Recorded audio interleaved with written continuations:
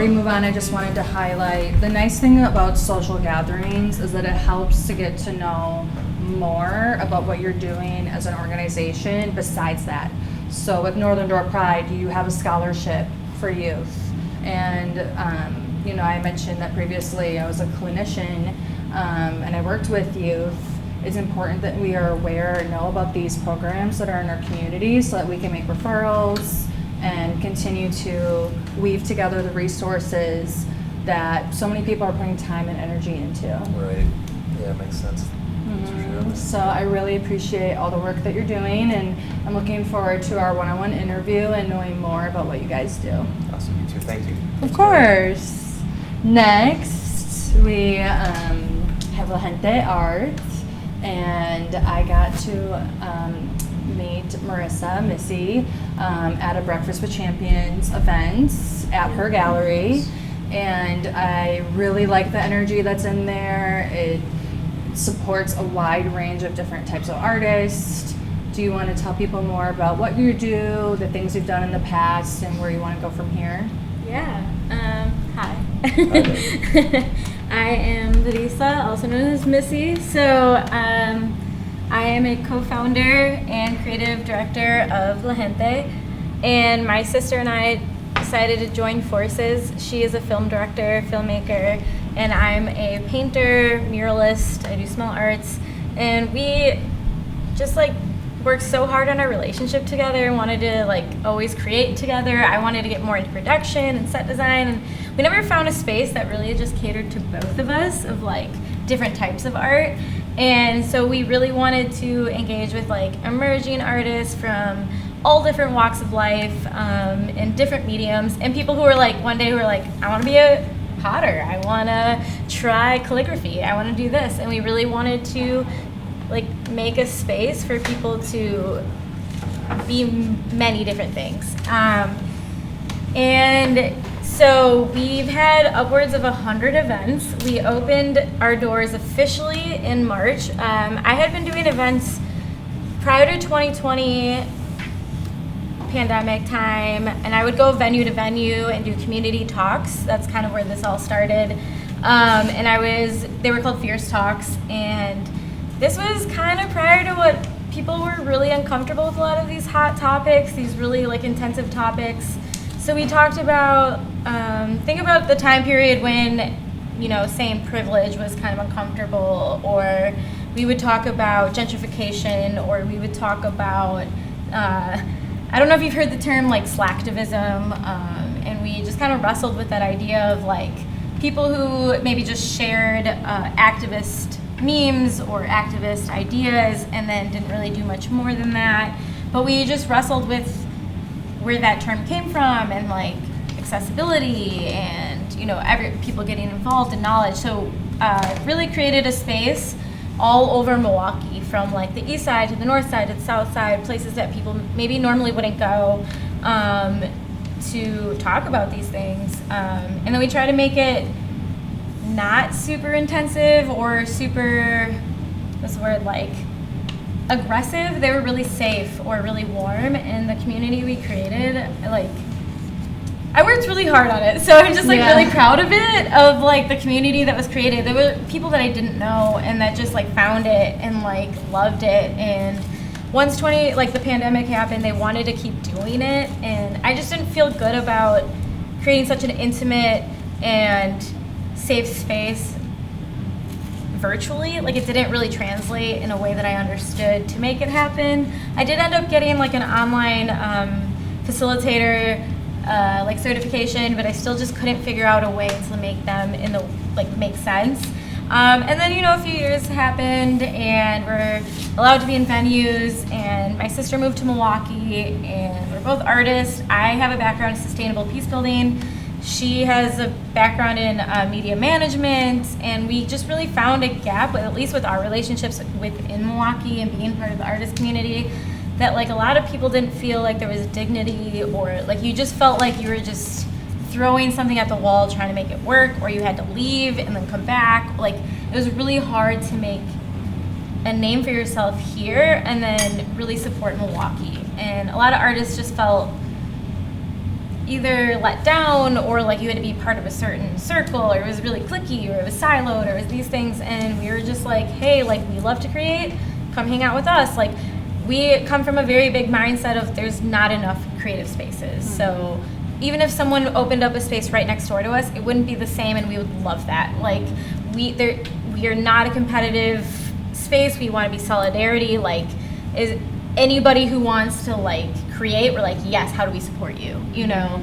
And so we've worked with, actually we have worked with the, like a big sister, like organization, people, whatever. I actually hosted a mindful art class, and a big sister, little sister came, and they had such a good time, and it was so cool seeing them interact and like being involved in it, and yeah, it was very beautiful.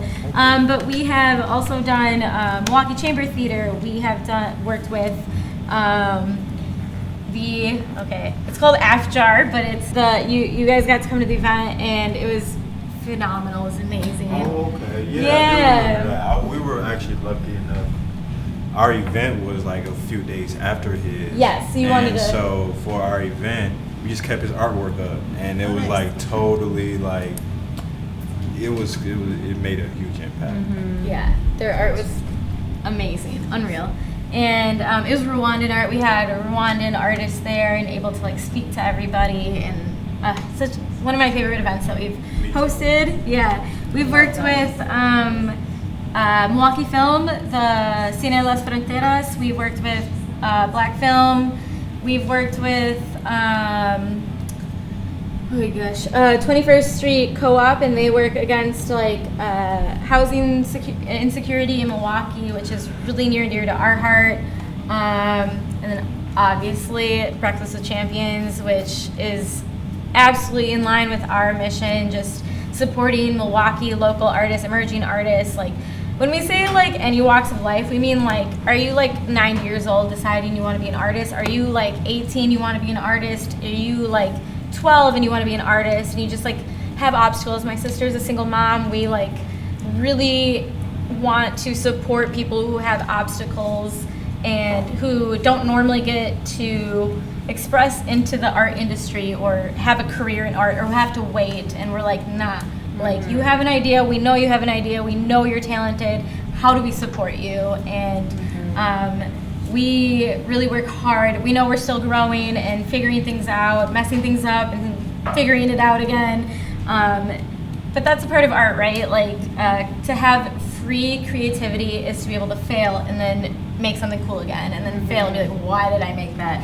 Which brings me to my favorite event, which is called, it's called Art Night.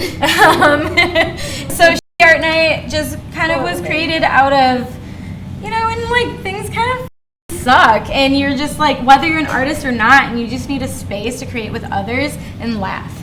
Like we've had people who are like, I took a calligraphy class, you know, 10 years ago, and I have not found a space where I can practice or like feel good about it or feel like I need to be good at it.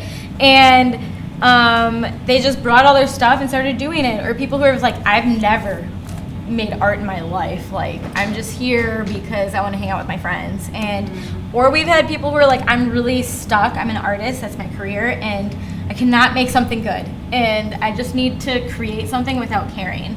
And people have made absolutely hilarious stuff. People have made absolutely amazing things.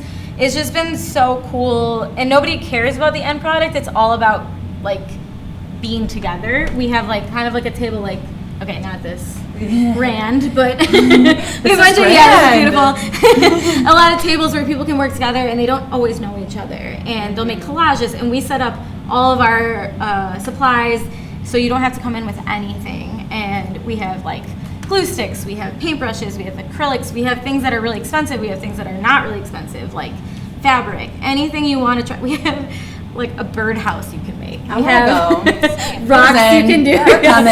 They are so much fun. We play music in the back. It's just super chill, like no pressure. But that's kind of like the heart of what we want it to be, is that everyone's an artist. If you decide tomorrow, I want to be an artist, that's my career, we're like, hell yeah, how do we support you?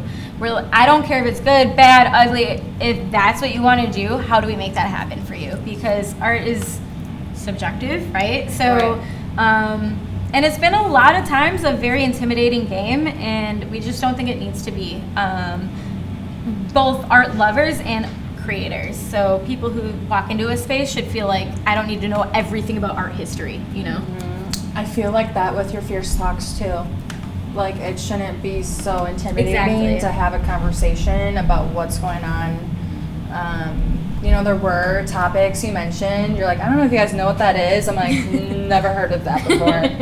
And, you know, I grew up in a small town where everyone relatively is the same. And there were things that I've said and done that nobody said, we don't say that, that's offensive, or educate me on what that is. And I had to learn by just exposing myself or doing my own research. And if I knew that there were spaces in my community that I could go and have topics where I'm like, I've never even heard this word, but I want to know more. You know, Yeah. I think there's a lot of people that want that.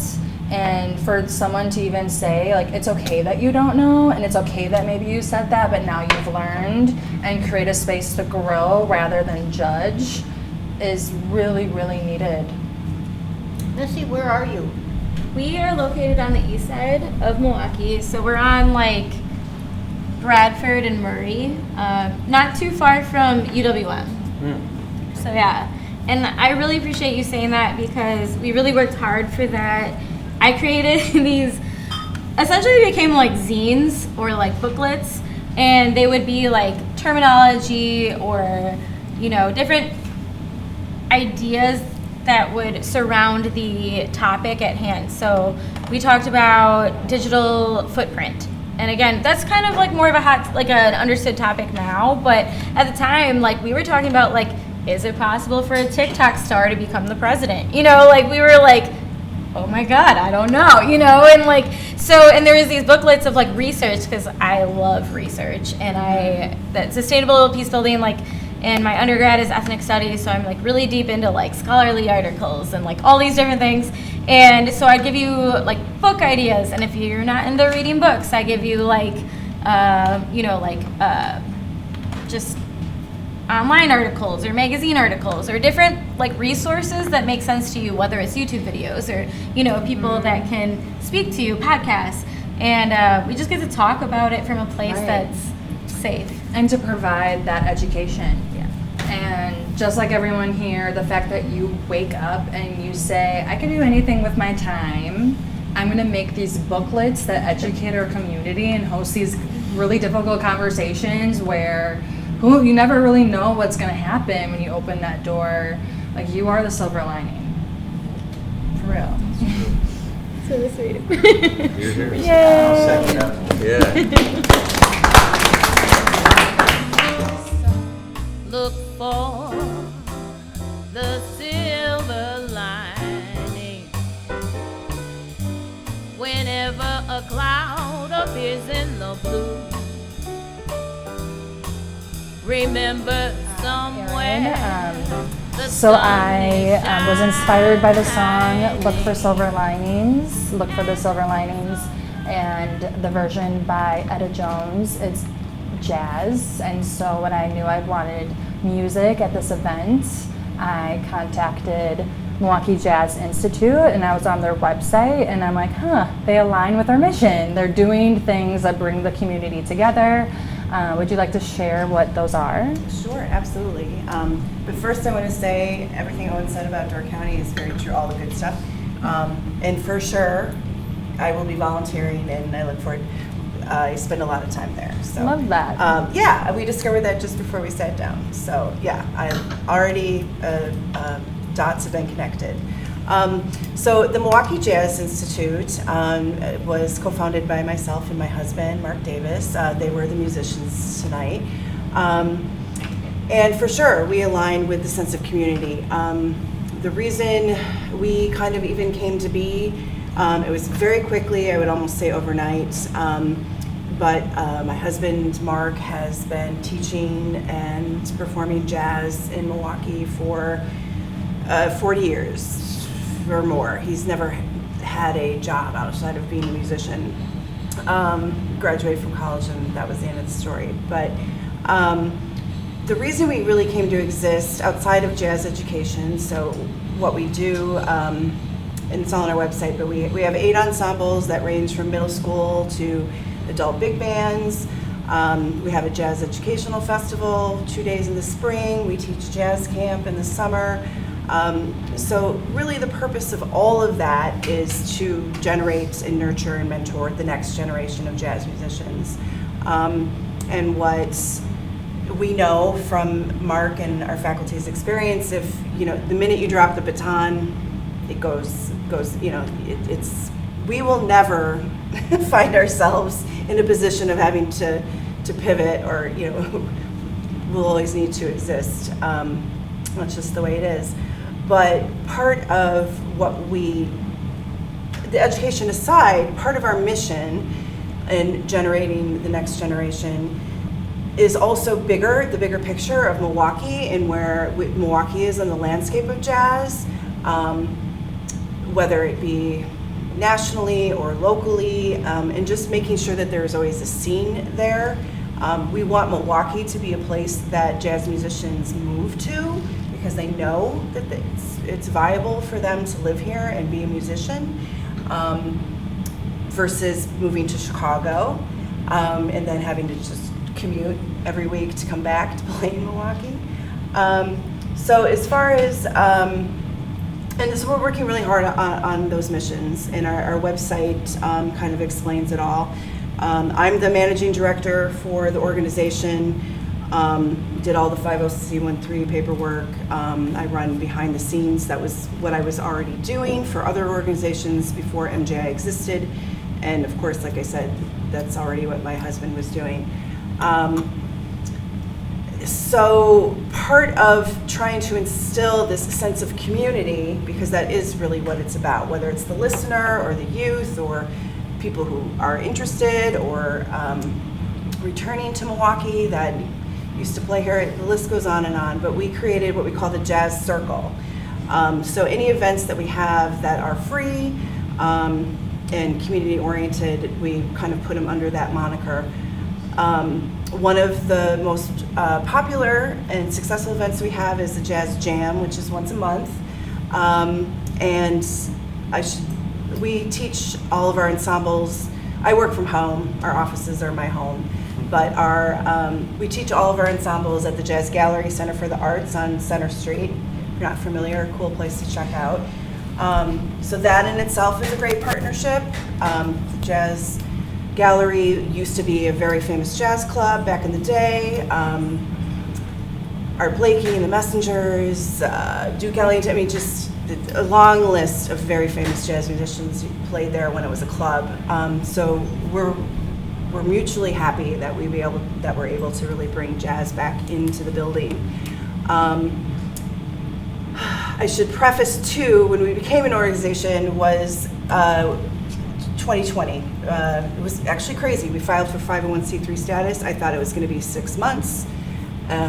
Got a fiscal agent, and we got approved in 2 weeks. So I think either the IRS agent was a very big jazz fan, or he knew COVID was coming, or both. But it was exciting but scary at the same time, because I was kind of banking on a little bit of time to plan, versus like, wait, what? I'm not ready for this. So COVID had a big impact, I guess is my point on our plan. It did, back to the idea of community, what was really cool for us, huge silver lining, is we pivoted everything, obviously. We're very new. We had a jazz festival planned, educational jazz festival. We had 300 middle school and high school students planning to attend, and then the schools closed 1 week before the festival, so obviously that didn't happen. But good news is we didn't lose any money. So, but we shifted everything online, but what was so cool is all of these workshops that our faculty were doing on whether it was listening or learning or this, we did, I want to say 80 workshops online. Majority of them were free. or very nominal amounts. But we had people from Croatia, we had people from South Korea, we had people from Australia, many people from Australia actually. I mean, you name the country or you name the continent, we had all of these people, and it was so exciting. Like I remember one, because I wasn't teaching, but I was the one monitoring the Zoom and letting everyone in and all that. But we had one night, we had Canada, Mexico, Guatemala, and all of North America was online. So all of this is under the Jazz Circle. But it was a great silver lining. But as we're crawling back out, and we can come back together as a community, and I will say it is crawling out for us, just in that the schools are still trying to rebuild their programs. Venues are still trying to rebuild their programs and being able to even afford to have music. And it's all just a very slow process, so it's getting exciting. I kind of lost my train of thought with all of that, but so the community or the events that we have locally, we have the Jazz Jam once a month, which is at the Jazz Gallery. Free to attend. We get on average 25, 30 people. And it's great. It's open to listeners. It's open to all ages. It's a really exciting time. In fact, I just was talking, we did a ticket giveaway for the Marcus Performing Arts Center on their behalf, because we will, if it's jazz oriented, we will help you promote, we're about what's going on in the community, whether we get something out of it or not. So we help promote for Marcus Performing Arts Center. I just got a call from Bel Canto today that they're doing something jazz fusion. I was just like, just send it to me, we'll promote it, We're a UPAF organization, so we support any way we can other UPAF organizations. But anyways, I gave away a guy who randomly won. Comes to I was talking to him, and I was like, you do come to the Jazz Jams? He was so excited to go to the show, and he was like, oh yeah, I come all the time. And he's like, in fact, I've met a couple of people, and now we're working together on the side. And that's, we have kids that graduate and they go off to college, and when they're home, they come, and it's really a sense of really great community and jazz community. We did the River West Jazz Festival just the last weekend of September. That was the first annual. Great impact. We'll do that again. We help support the Bayview Jazz Festival, all of which is free. And the Bayview Jazz Festival correlates with the gallery night in Bayview. So again, just bringing community together and whatnot. What I was really excited about this year, and we plan to do it every year, but April 30th is International Jazz Day, which is, it's only been around since the early 2000s, but the Herbie Hancock Institute in LA, which was originally the Thelonious Monk Institute, now it's Herbie Hancock Institute, that's a long story. But they came up with International Jazz Day, and they have a great website, they do things all over the world, they promote everything all over the world. So we did our International Jazz Day at the St. Kate, and we had our students playing, we had free music all day, we had artists from the community, and people who align with jazz. We had those people there as vendors. But what was really fun is there's a very famous, that we will repeat, there's a very famous photograph called A Great Day in Harlem, and it was taken in 1938 by Art Kane for Harper's Magazine, I think it was Esquire. But it was just a random last minute picture that of just jazz greats in New York. And in fact, we had our framed picture of it at the festival, and I was watching two high school kids, because I had the list of and they were just like, oh my God, all these people are in that picture. I'm like, yes. So what we did is on the stairs of the Associated Bank, on the way to the Milwaukee Rep, there's that big stairwell outside of the St. Kate. So we did a Great Day in Milwaukee picture, and we invited, through Facebook, musicians to come down. we had, I think, just shy of 100 people show up. We want to do it again because it was kind of so last minute. There were a lot of people that needed to be there that couldn't be there. But all of this was free, and we also lit the home bridge for International Jazz Day. I thought you guys did that for my birthday. My birthday's April 30th. Ah! I thought the bridge lit up, and I'm like, I thought that was for We me. did do it for you. We did, yes. I feel Well, there like you go. we need to explain for some people that might not know About the home bridge. Because I moved to Milwaukee and I have a really beautiful view of the home bridge, and I started realizing that it's different colors or different things are happening, and I saw that they light it for specific causes. So I'll see that it's red and I'll look up like, why is the home bridge red? And then I'll learn about a different organization, a different charity. Right. I will have to get it lit for Harmonic Carpet. Yes, you will, for sure. You can actually buy a light bulb too. Yeah. Seriously, you can donate towards a light bulb. You can, like, for $25, you can dedicate a light bulb to something. I'm gonna do that. What are your colors? So our colors are Pantone 2117. It's kind of like a indigo. It represents chakras, so our third eye chakra. And then there's a line. Where's someone having one of those boards? Oh yeah, well not that one. Oh yeah, right there. There's my logo, because these colors don't accurately reflect, but that solid color reflects your third eye, and then the purple color represents your crown chakra, and the green represents your heart chakra. So it kind of is showing how some of the lines are forward, some of the lines are behind. They're interconnecting, coming together, and then there's a version of it with silver lines because we're the silver linings. What's the 346 on there? I know 346 is Brandon's area or like phone number. Like back in the day when you had to call someone's house phone, it was 346. So when I saw that, I'm like, That's wild. it's meant to be this color. So, so those are. I thought long and hard about the color scheme I was going to choose, and I wanted it to really mean something. And I think with the balancing of the head and the heart, it shows what I'm trying to hopefully amplify in our communities is like having that compassion and listening to each other, and just really like increasing that love instead of hate, and doing it the way it's already being done. Like some people could look at me and be like, ooh, like love and whatever, harmony, but really like you guys have already been, all of this has been happening before I contacted you. And I'm just trying to make sure that people even know what it is that you're doing. Can anyone show up to the jazz event with like an instrument and jam out? And like that's so cool. And that kind of goes back to like I love jazz, and what would I have typed in, like events near me?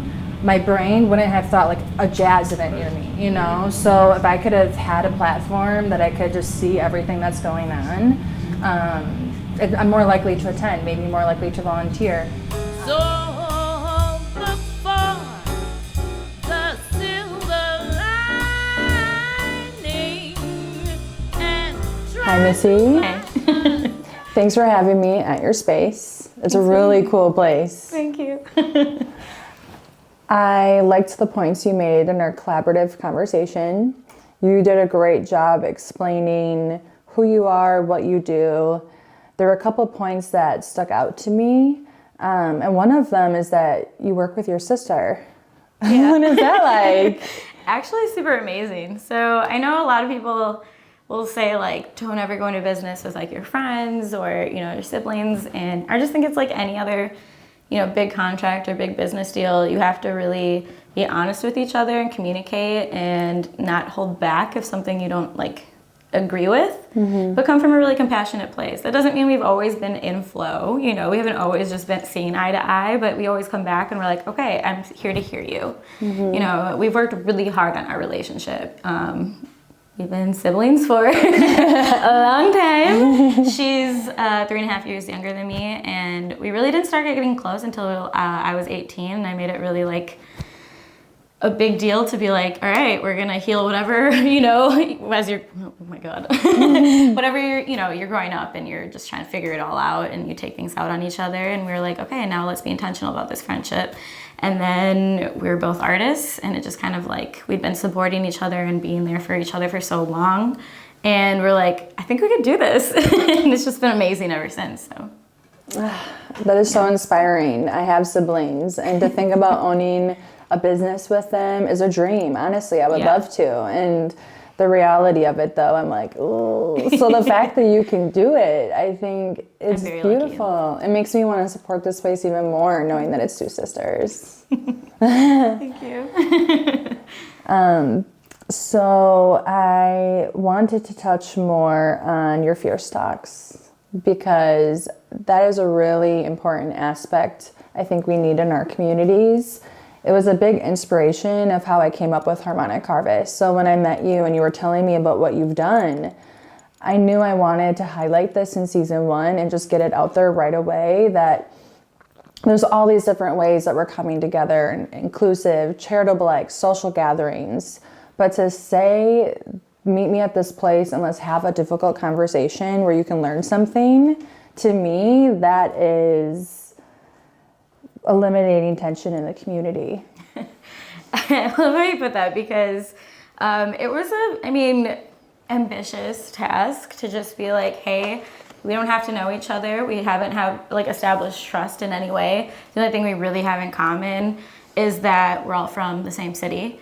And I guess it came from a place that, so my background is my undergrad is in ethnic studies, and I really studied medical disparities, but it just kind of like grew from there of being like, oh, health means everything. So, and I know you and I have had that conversation, and it was just like, oh, housing is health and art is health. Like anywhere you can find healing, like we're social creatures. Like we need to figure out who our people are, who our circle is, and like community is so healing. But that's such a word that I think almost has lost meaning. And I think especially in art spaces, or especially in, I don't want to call it, like, I just mean like in at least my experience, a lot of these spaces was just kind of like sidestep these really hard conversations that just didn't get to the root of like being in community. And in being in community doesn't always have to mean that, you know, you're besties. You know, it just means so many different things. It's so nuanced and so complex, but, you know, you can't really care for each other, one another, if there's an elephant in the room at all times, right? And Milwaukee has a lot of them, and it just came out of so much love for Milwaukee, but also recognizing that with loving it, you have to love all parts of it, and you have to love and acknowledge the dark parts of it, and you're not going to move forward or like connect with each other without knowledge of it or conversating them in a space that you've never had that. And this really came out of because I would go out all the time and people would say something, and I'd be like, was that actually person? Or I'm like, no, this is actually, you know, why things are this way. Or, you know, because my studies were so ingrained in these things of like, I just wanted people to see people for who they were rather than like what they heard or what they read about, or like, you know, Milwaukee being scary or Milwaukee being this or dangerous. And I'm like, well, actually, you know, there's so much more to it, and there's so much more. There's a reason why people are scared. There's a reason why people are like looking for spaces to create, and they're craving spaces where they can just exist, you know? And yeah. Honestly, thank you. It means a lot to hear what you're doing, the meaning behind it, and acknowledge, like, this is Milwaukee. Like, this is historically a very segregated city. Number one. Wisconsin politics are, I mean, we're a battleground state. Things can get really divided quickly. And so anyone that says, like, we want to tip the scales, we want to create space where anybody can come, the left, the right, it's not the middle. Like, this is a higher perspective. We're coming together. It doesn't matter what our history it's been, like, where are we going from here? And we need a lot more of that. Thank you. Yeah, and really all we ask is, you know, because I took like an extreme facilitation class because I really wanted to be good at this, you know, because we have had people who come in guns a-blazing and being like, well, that's not my experience, you know, and I've had to really sit with that. And like navigate that and process that and protect, or as a facilitator, really center those who maybe aren't normally protected, or, who normally were like, okay, here we go. Another facilitator is just going to let this person talk, or another person is just going to let this person say whatever they want to be non-biased and let both sides, or whatever. And it's like, okay, I call it compassionate accountability. So it's like, and not everyone loves it still, they'll still just be like, okay, this isn't the space for me. And I'm like, well, we tried, like I heard you, but I still, meeting them where they're at. And sometimes people just aren't there yet. That doesn't mean they haven't come back way later being like, I really thought about what you said. I was out of line, and I try to plant those seeds. Because creating a safe space, or creating like a loving space or a warm space or a celebratory space doesn't mean just allowing anybody coming in saying something out of the side of their neck. They can say things, but you're still going to be lovingly accountable, right? And I want that too. Right. I'm not perfect. I want to grow. I want to be better. And there's things that I don't know. It's true. And so there's times where people are like, hey, whoa, like, where did you get that? Where did you learn that? And I'm like, please, like, thank you for your labor. Like, how can I, like, meet you now? Like, because now you're teaching me, and that's, like, really brave of you to be able to stand up and say, I don't like that. And that's all I ask in community, is having that space to, because it is really scary, right? When you don't like something, to be like, I don't really like that. You don't know how people are going to take it. And, just creating the space of, like, being brave enough and being heard in that. This is what helps eliminate prejudice and discrimination, and makes people feel like it's okay if I make a mistake.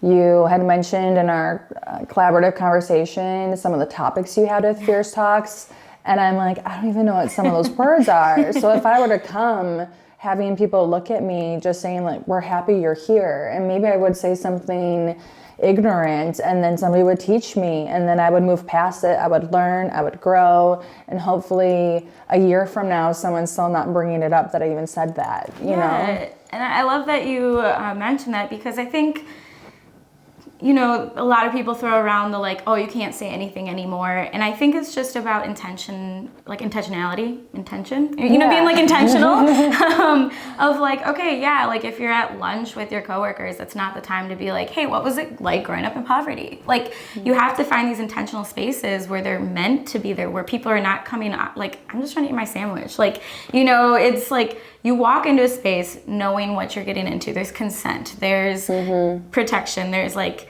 a group understanding of like, so if I don't like this, I can say something, or like, we're here to learn, we're here to grow, we're here to hear from you.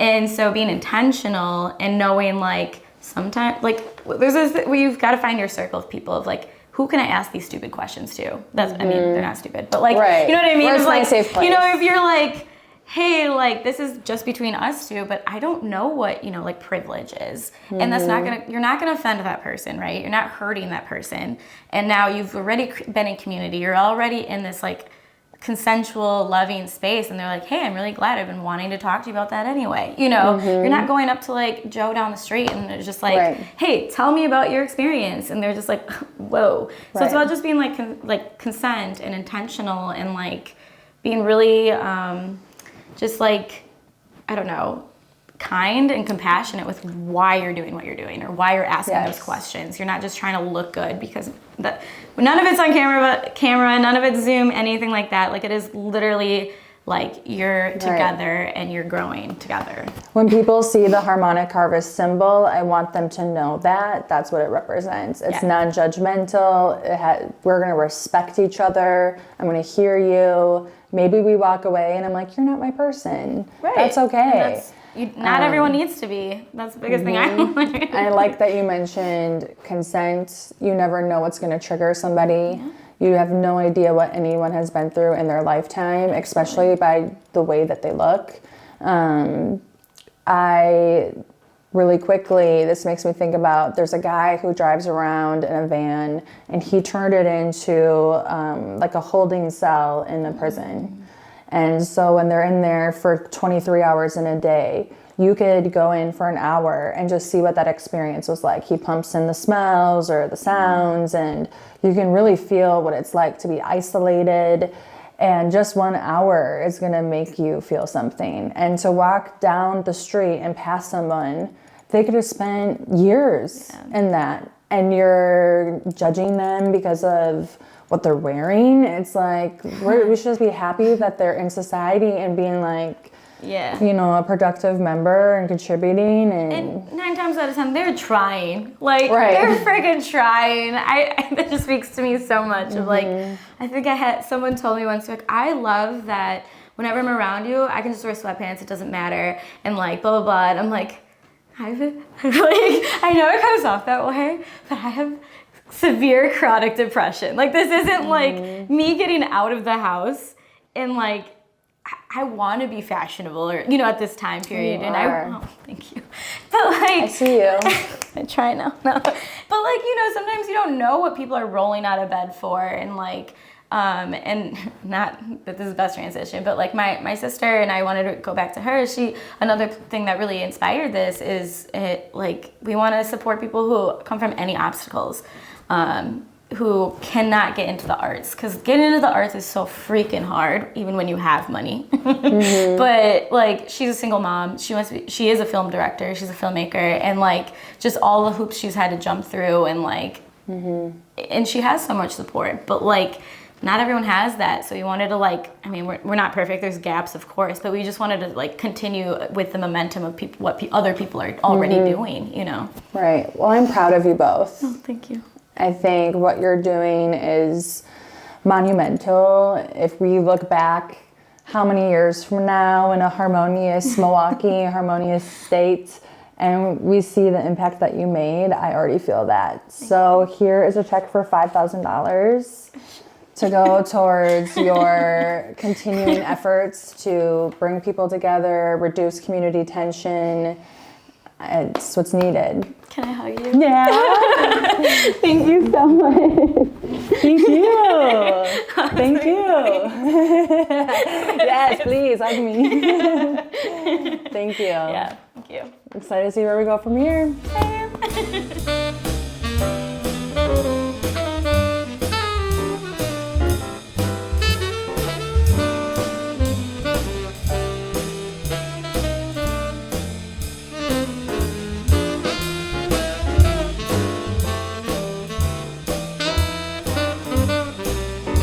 I'm with Erin, and we're at Bar Centro in River West, Milwaukee. I can't lie, this is one of the first times that I'm in this neighborhood, which I'm really excited about because I'm trying to explore Milwaukee. And even just talking to you tonight about the Milwaukee Jazz Institute had me, you know, I'm like childlike wonder. I always want to know the history of everything. So this led me down the history of jazz in Milwaukee. So I'm really excited for our conversation tonight. It's gonna be natural, organic, see where it takes us. We heard a lot from you in the collaborative conversation about what you do with social gatherings. Let's talk about why you chose this location. For the interview? Yeah.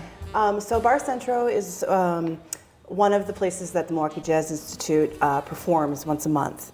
Peg and Pat, who own this space, and the buildings adjacent, they approached us in, I want to say it was probably late 2020, that they had built this space with the intent of it being a jazz club.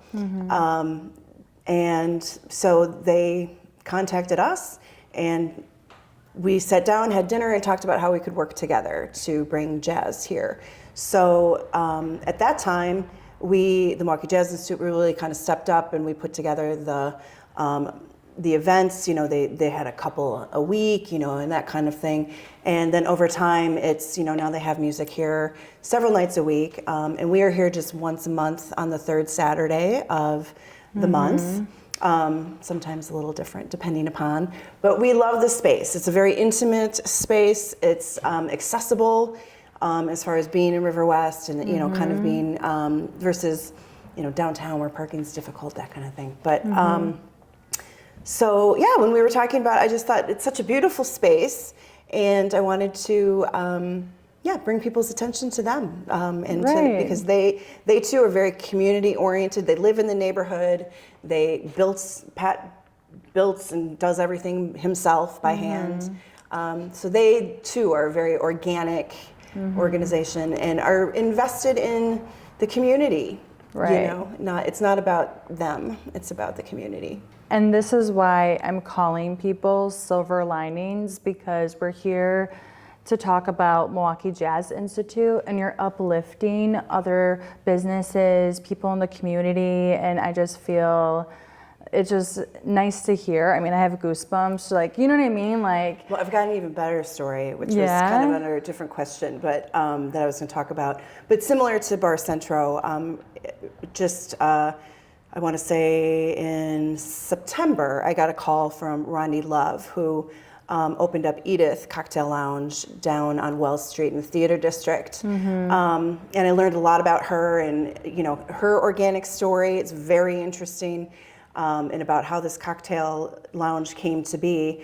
And she approached us about having jazz.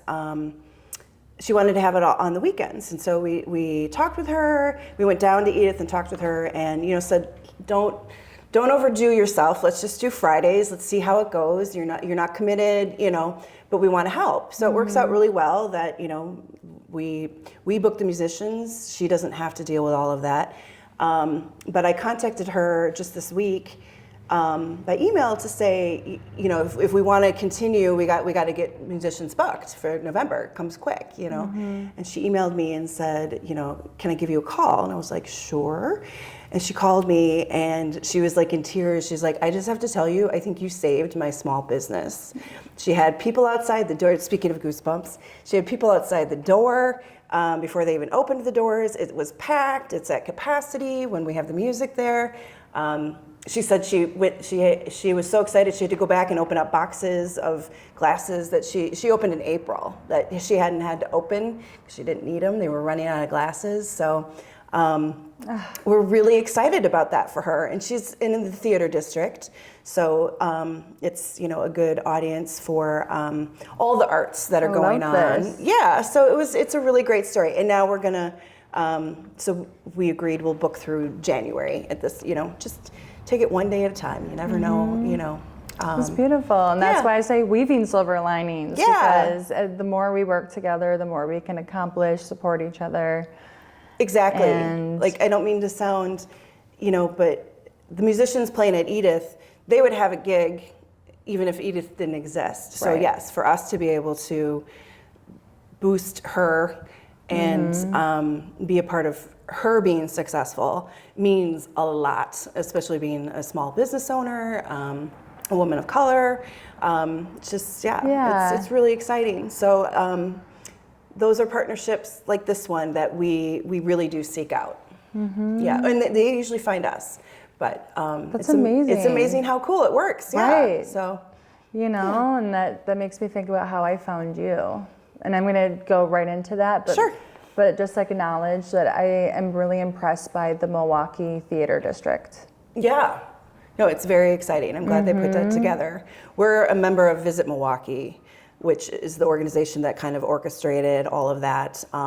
We're very happy to be a part of Visit Milwaukee because what we want for jazz is for the jazz scene of Milwaukee to be prevalent. We want it to be a reason people visit. We want it, you know, we want to be a part of the bigger picture of what's going on in Milwaukee. And yes, it's preserving it, but it's advancing it.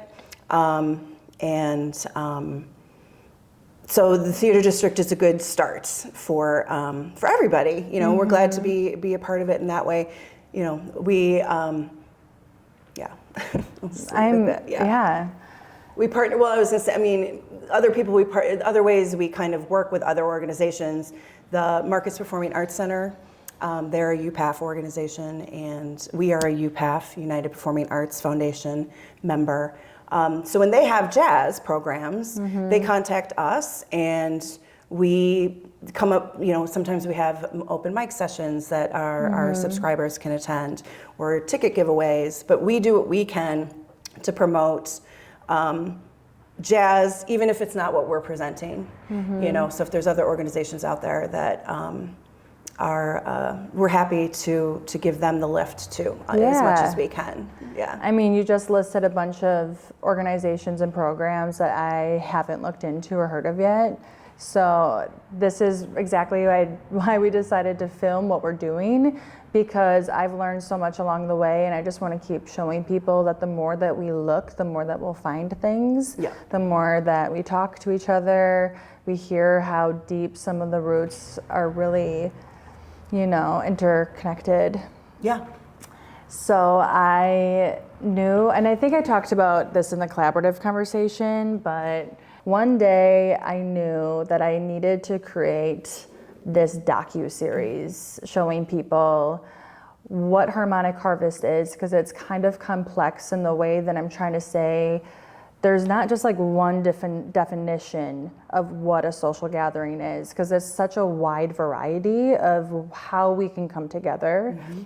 And I just wanted to show people all the different ways, and we're going to be doing that with this grant, and each season showing different ways. And so I thought we're going to have a trailer, and we're going to need a song, because that's usually what happens, and I don't want to deal with complications. The public domain is where I went, and I started looking at songs from the early 1920s, and I found the song "Look for the Silver Linings," and the lyrics resonated with me. I thought, this is the song. It encompasses what we're doing, and I found a bunch of different remakes of it, and the Etta Jones jazz version. I'm like, this is it. This is fun. There's a fun introduction, and it's exciting. I just love music, and it really was everything. So I wanted to have lawyers overlook everything. So I'm meeting with my lawyer who helps me with trademarking, and I mentioned that I was going to play this song, and she said, I don't know, it might not fully be in the public domain. And she started putting these things in my head, as lawyers do, where I'm like, I don't know if I can actually use this song. And she says, well, you could get someone to remake it. And I'm like, well, and it kind of just shows how my whole harmonic harvest has gone, is I think it's going to become this, and next thing you know, I'm producing a series, I'm remaking songs, and it just keeps escalating. So I'm looking at my videographer, Brandon, thinking, is it pretty crazy? And very short notice, we can get someone to remake the song for us. And we're thinking about reaching out to local bands, and how can we get this, how can we do this? And I have to have my collaborative conversation, and I want live music there. And so I'm, thinking jazz because of the song that I chose. I go online, I find the Milwaukee Jazz Institute, and little do you know, I'm also still looking for 12 organizations to kind of represent season 1, to help me. You're the first people to complete the grant, and we know November 28th, it's live to the public. Anyone can apply. So I'm trying to think, who can I help uplift in season 1 that can show a variety of different ways that people are coming together. And so I'm on the phone with you talking about hiring music for the collaborative conversation. And our back and forth was so good. I'm like, you should be at the collaborative conversation. I'm looking at the website. I'm like, Milwaukee Jazz Institute, you guys align with my mission. You are doing what I'm trying to show. And literally, I'm like, do you want to come? And it was the next week. So the fact that you helped me pull it together so quickly, that you came, that you... Very good at that. Improvising is something we're very good at. Seriously, the artist and Mark, they had another show they were performing for that night. Yeah. So they came, and then they went and did another one, and I'm just really impressed. So just by that initial interaction, what was your point of view from that? Oh, I was really excited. I mean, getting the booking the music, that's something that kind of happens on a regular basis with us as far as getting calls. No, I was really excited. I was so intrigued. What is this, story? And, right. So I was really excited to go to the round table. and to learn all about it. And yeah, I'm really impressed with what you're doing, and we're very grateful to be a part of it. I mean, it was a surprise. Thanks.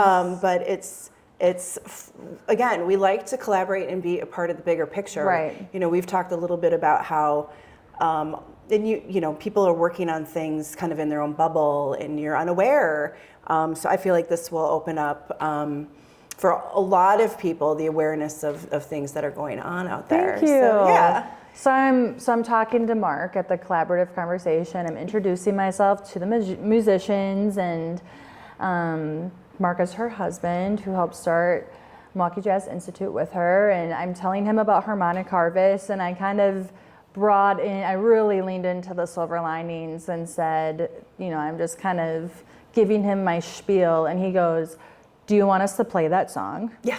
I didn't even mention the song, or I didn't say look for the silver linings. I just mentioned silver linings, and he's like, we can play that right now. And I'm like, I was so excited. I'm like, would you want to like totally recreate it for basically a music video? And he's like, yeah, it was so great. Yeah, that's the cool thing. I mean, jazz musicians, so it's a jazz standard, you know, but musicians, Mark and all of our, you know, they hundreds and hundreds of songs that they know.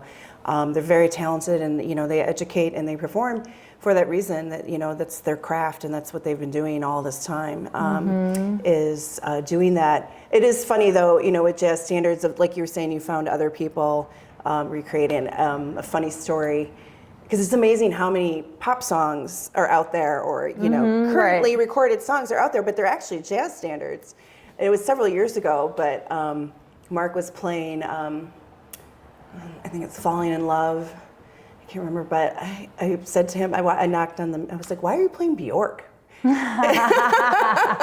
I knew the song from Bjork's album from like 1993 or 94 or whatever it was. Yeah. But he's like, "This is a jazz standard."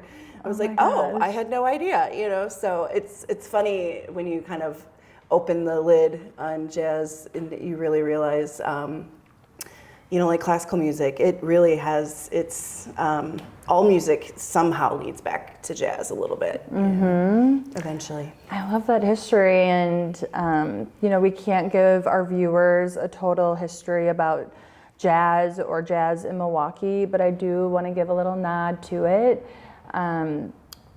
Liv, she was the girl that was taking photography at the collaborative conversation.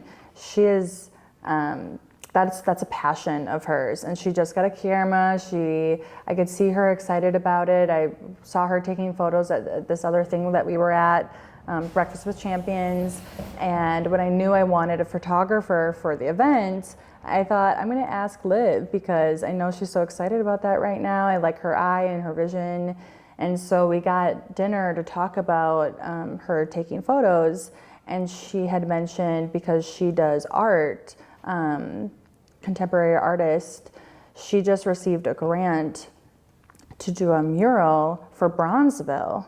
And I come from the middle of nowhere, Wisconsin, and I thought she said Brownsville, which is like one street that has like a bar, you know what I mean? I'm just like, Brownsville? She's like, no, Bronzeville.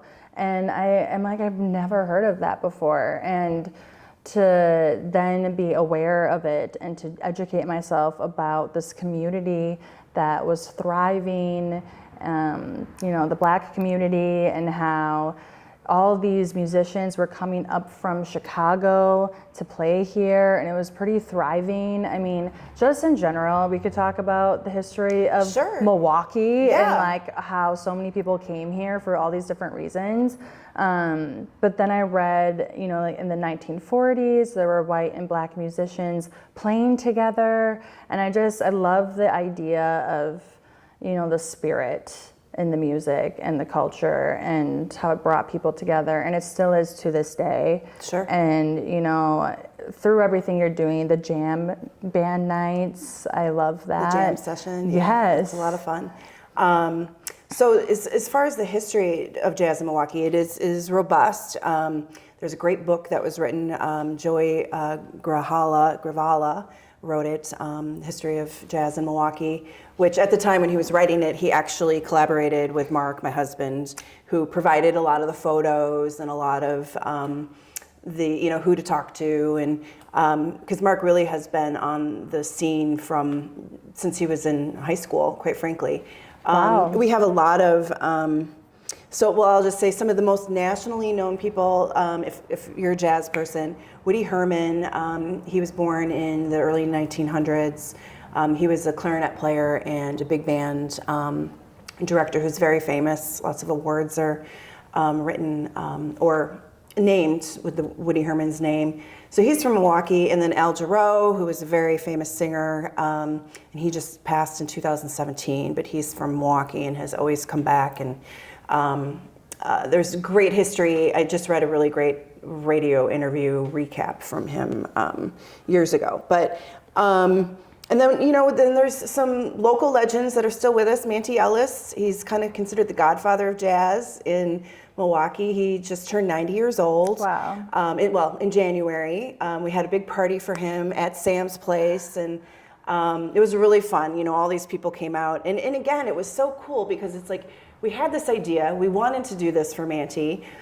And a party like that, but the plan, and like we pulled it together in a couple of weeks. Mm-hmm. And we reached out on Facebook, and it was really fun because we had all these people, like if you want to send Manty a letter or a note, so I bought this ginormous birthday card and then printed all of the notes that people sent that couldn't be there to give to him. And it was, and we got an awesome cake with one of his best tunes, one of his favorite tunes or most well-known tunes with a score on the cake. And it was a really wonderful celebration, but it was just an example of jazz really is a community. Most of our faculty members I consider like family more than faculty. They've just, even before MJI started, it's just a tight-knit, welcoming, to others, but a very tight-knit group.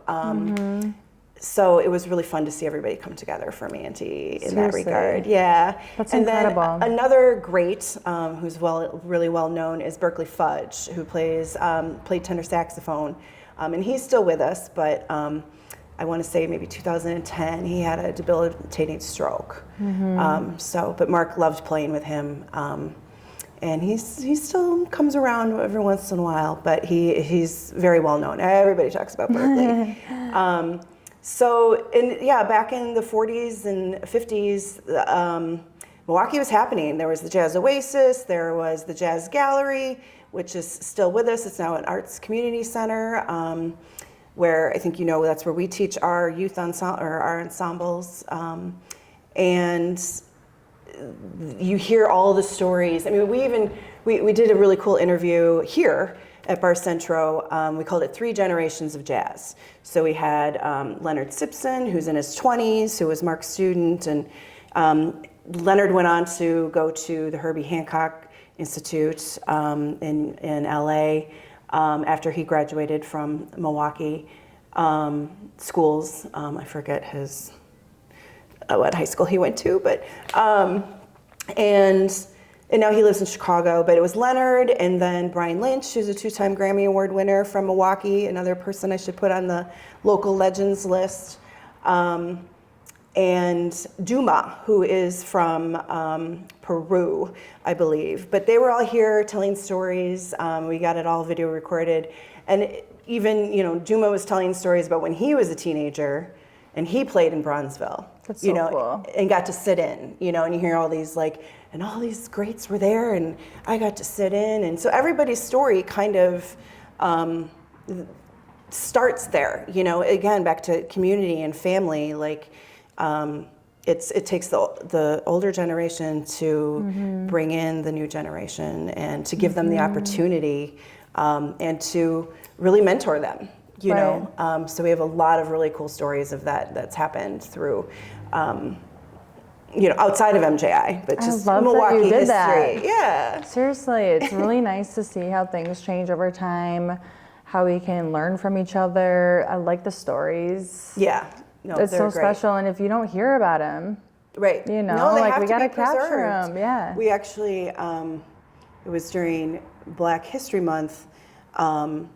It was Channel 4 or NBC they contacted us. It was actually funny. She was wonderful, but it was their weather person. So like all of their reporters were assigned to do a story about Black History Month.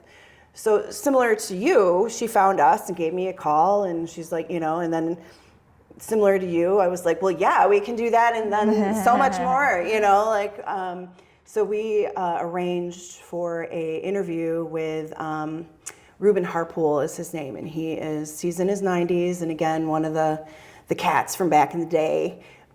He had great stories to tell about moving to New York with a couple of his buddies, and he didn't make it as a musician, but this other guy did, and just all these fun stories about that. But the interview was so filled that the reporter was just like, this needs to go to like a history, be archived, and this is much more than I can do in a silly segment on the TV. So we're very happy to have that preserved, that interview with Reuben. We have many interviews with Manti that have been preserved over time. And people can find these online? No, not yet. No, it's been, to be honest, I mean, we've curated all of it, but we have all of these things that we want to put together. So it's kind of, Milwaukee Jazz Institute is really, we have great faculty who are out educating and doing what they do, but when it comes to actually the hands-on aspect of MJI, it really is just me at this time. Right. So trying to, there's so many ideas that we have, but really we're going on our 4th year. Our 4-year anniversary is in November 19th. So we're very proud of the success that we've had, but we still have all these ideas that we haven't been able to bring to fruition. So congratulations. Thank you. Yeah. And especially to start around COVID. Yeah, that was a real shock for us. Well, it was a real shock for everybody, but it was exciting. I mean, we kind of, the reason the Jazz Institute kind of even came to be is, like I mentioned, Mark and our faculty, they've been the fabric of jazz in Milwaukee for decades. And in 2019, we were kind of starting to discuss what needed to be different and how we could, make things different. Trying to remember my words, sorry. It's okay. Yeah. I'll try that again. I had a great way of putting it. Yeah. So in 2019, we were kind of thinking about MJI. We were kind of looking at how things could be different, how they needed to be different. There were kind of some consistent problems in the jazz education that was being offered in Milwaukee. One aspect is, we're solely jazz. That is all we do. Where you have these great organizations that do great music education, but jazz is always the bottom of the list and the last of the budget compared to classical or, Suzuki violin or what have you. So one, we're glad to be very solely dedicated to it, but what we would see happen is scholarship monies would run out. So Mark had students that, they wanted in the program, that deserved to be in the program, but there was no scholarship to be had. But with our organization, we get to make that call. And there's always a scholarship and there's always room, We just had a band director from Milwaukee High School of the Arts reach out that he has this great bass student. Can he get into MJI? And we don't have a spot in an ensemble today. But I said, let's get him in lessons. Let's get him into MJI so that as soon as that spot opens, he's ready to go. But all on scholarship. We just want if a band director is telling me that he's got a kid who wants to learn more, we want to teach that kid. We want to embrace that because it kind of COVID really was a problem for schools and building where the band directors are desperately trying to build their programs back up, their jazz programs. So we're really happy to be a part of that.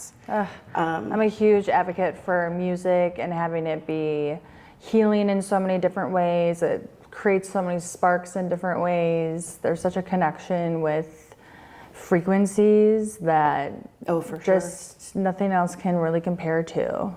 No, I agree. It's being in this space on Saturday night, you know, when we were here performing, I mean, it's so fun. You got people hooping and hollering and, you know, loving the music. And it really is that sense of community. It's not just a bar where there's music and people are mingling. People come to listen and they're engaged, and they know each other and they visit with each other, and as they're a community of listeners, just as much as we have a community of musicians. Right. And another thing that was really kind of lacking in other programs was performance opportunities. And that's something that we find really important, is getting these kids, as we say, out of the classroom and into bona fide clubs. So they've performed here, they've performed at the Estate, they performed at the St. Kate, they've performed at Sam's Place, Mequon Public Market, you know, and it's really fun to have these kids, you know, they learn how to, I don't know if I told you about the kid who, I gave him a check and he didn't know what to do with it, you know, because it's just such a different time. Yeah.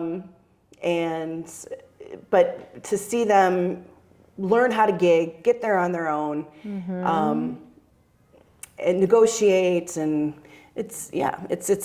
Right. it helps lift them. Doesn't mean they're going to be musicians, Right. you know, but it's a process of, it's beyond just taking music lessons Right. and sitting in a room. It's an experience and it's an opportunity. Yeah. It's so much more. Exactly. So because back to, you know, Bronzeville or the jazz, again, that's how it works. You know, it's not like, oh, I'm rolling into town and everybody wants to see me. It's people roll into town. Carl Allen is a well-known drummer from the area. So he's in town, he contacts us, we're like, great, let's do a workshop with the kids, you know. Love that. So he came and talked at our jazz camp and told all sorts of stories that the kids loved, you know. Yeah. About the nightlife back in the day. So yeah, it really is about keeping that community, growing that community, but making sure that there's a spotlight on that community, because if there's just, it's hard to do everything. So we're very proud to just be focusing on jazz. Yeah. Well, you completed the grant, and I'm impressed with all the different ways that you bring people together and continue with social gatherings, even when it's like spur of the moment. Someone's in town and now we're doing this. So Harmonic Harvest is granting you $10,000. Oh my. Oh, wow. Thank you. That is so generous, and thank you. Thank you.